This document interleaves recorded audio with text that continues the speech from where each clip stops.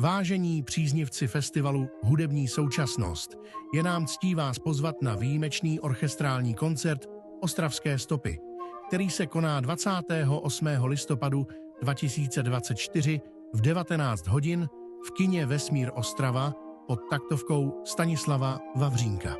Tento večer je vrcholem letošního 50. ročníku festivalu Hudební současnost a přináší jedinečný hudební zážitek s Janáčkovou filharmonií Ostrava.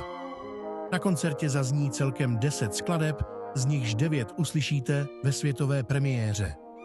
Z brusu nová díla byla vytvořena speciálně pro tuto příležitost skladateli a skladatelkami a byla tematicky inspirována Ostravou a jejími městskými částmi či zajímavými místy. Těšíme se na vaší účast.